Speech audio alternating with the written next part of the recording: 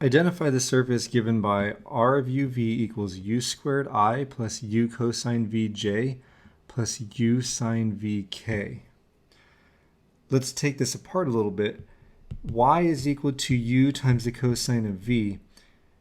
Z is equal to u times the sine of v. And if we consider any constant u, the trace is a circle in the yz plane. And as u increases, the radius of the circle increases. For any constant v, we have x equals u squared, y equals u times the cosine of v.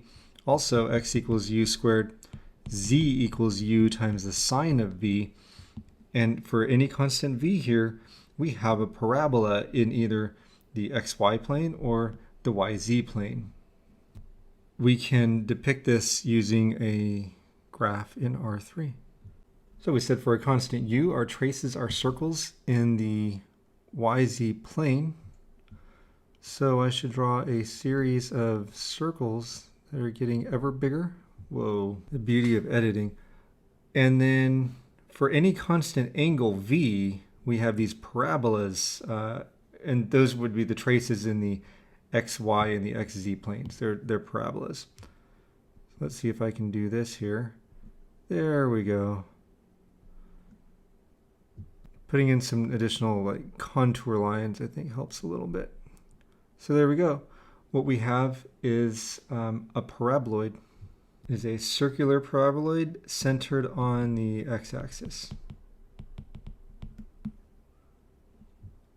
Now this idea of holding u constant to get these circles and holding v constant to get these parabolas is actually the concept of using grid lines, or rather grid curves. The circles are grid curves holding u constant, and the parabolas are grid curves holding v constant. And these grid curves are a way to understand the surface that we're looking at.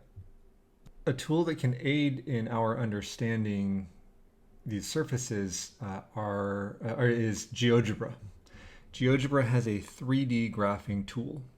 You can find it by Googling GeoGebra 3D graphing tool, or look at my website. And in order to graph a surface that is got parametrically defined equations, we would type in surface, parentheses, and then enter the x, y, and z equations as an ordered triple. So u squared, comma, u times the cosine of v, comma, u times the sine of v, and then we need to give values for the parameters. So u comma 0 comma 5 is telling this u is going to go from 0 to 5. V comma 0 comma 2 times pi, and we just type pi for pi. We'll say that v goes from 0 to 2 pi. And here we see the positive x-axis is denoted as the red axis with the arrow pointing this way. The positive y-axis is the green one with the arrow pointing that way, and of course up is z. And so this is the way we're used to looking at the R3. And using GeoGebra, you can just kind of move it around here.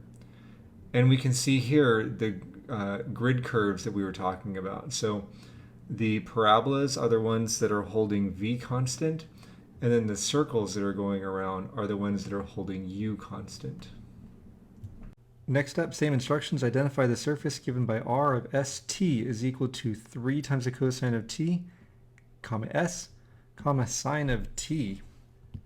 So x is equal to 3 times the cosine of t, y is equal to s, and then I'm going to put z with x as z is equal to the sine of t.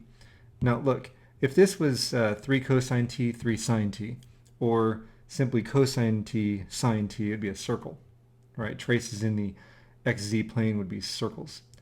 But since we have differing kind of radii here, 3 units for the x direction, 1 unit for the y direction, what we have are traces in the xz plane are ellipses.